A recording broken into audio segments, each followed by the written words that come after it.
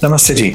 तो आज हम डिस्कस करेंगे मेम्ब्रेनस नेफ्रोपैथी के बारे में और ये क्या बीमारी है, इससे कैसे पहचाना जाए और इसका फ्यूचर में आपको नेफ्रोलॉजिस्ट कैसे ट्रीट करेगा। ये थोड़ी पेचीदा बीमारी है तो इसको समझना ज़रूरी है। मेम्ब्रेनस नेफ्रोपैथी एक तरह की नेफ्रोटिक इलनेस में आता है, जिसमें आपके पैरों में सूजन आना शुरू हो जाती है, आपका बीपी बढ़ सकता है, क्रिएटिन भी बढ़ता है। लेकिन ये एक बीमारी है जो ग्रेजुअली आपकी किडनी को डैमेज करती है। तो ये आमतौर पे नेफ्रोटिक सिंड्रोम की प्रेजेंटेशन में आता है, जिसमें बहुत पैरों में सूजन, कोलेस्ट्रॉल आपका बहुत बढ़ जाता है, प्रोटीन की मात्रा बहुत कम हो जाती है शरीर के अंदर, ये दिक्कतें आती हैं। तो इसको डायग्नोज करने के लिए पहले तो सिर्फ किडनी बायोप्सी हुआ करती थी।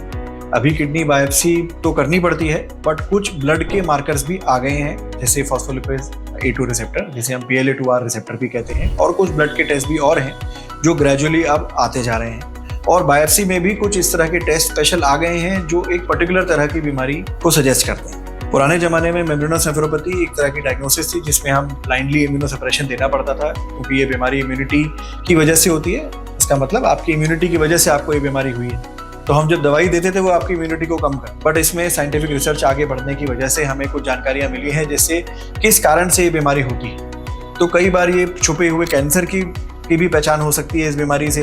कई बार ये बच्चों में एक अलग तरह भी प्रेजेंट करती है, एल्डरलीज में प्रेजेंट करती है।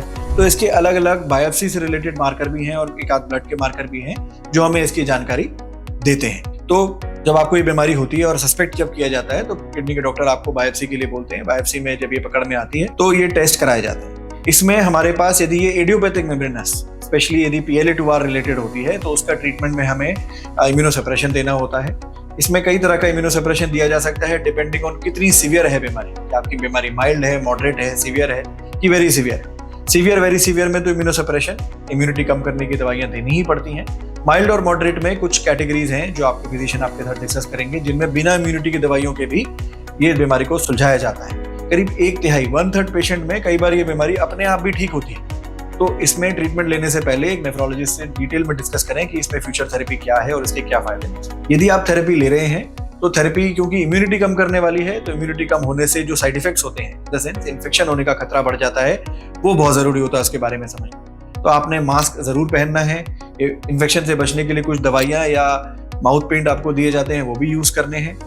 और रेगुलर बेसिस पे अपने टेस्ट जरूर कराते चलना है कि आपकी बॉडी में प्रोटीन का क्या स्टेटस है, हीमोग्लोबिन का क्या स्टेटस है, क्रिएटिनिन का क्या स्टेटस है, क्योंकि इनका भी आपकी इम्यूनिटी पे इफेक्ट होता है।